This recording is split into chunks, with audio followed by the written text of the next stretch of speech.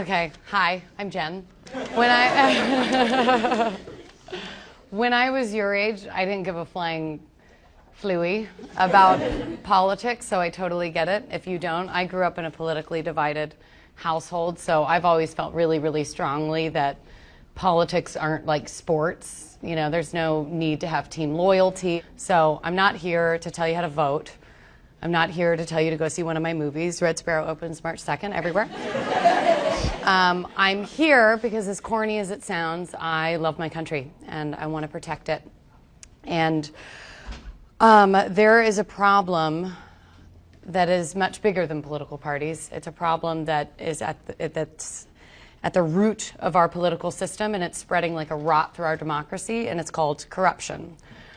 Our political system, the one that's supposed to work for us, the American people, is broken. And it affects basically every issue that you and I care about: healthcare, public education, the environment, you name it. How does this happen? I'm sorry, I'm really nervous, but it happens because politicians need a lot of money to run for office. To have a seat in the Senate, you have to raise $14,000 a day for 6 years. And if you win, that entire cycle starts all over again. So if you win, these politicians are spending 70% of their time fundraising instead of working for us, the American people. And because only a tiny fraction of Americans can actually afford to give these gigantic donations to politicians, politicians focus more on the very few Americans that can actually cut these gigantic checks instead of us. And again, we're talking about both sides of the aisle here are doing this.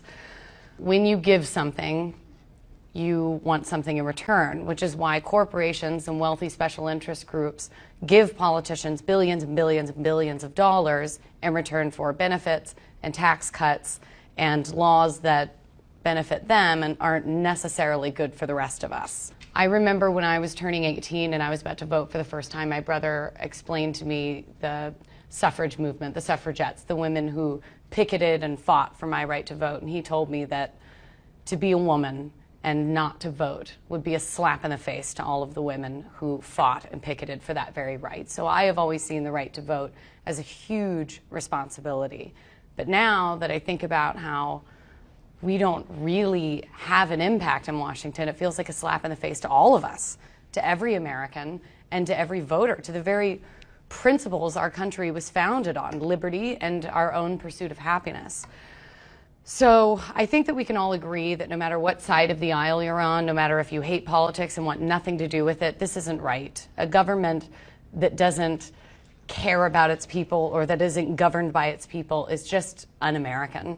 And America can do better than this, and America must do better than this. All right. Thank you guys for having me. Thank you.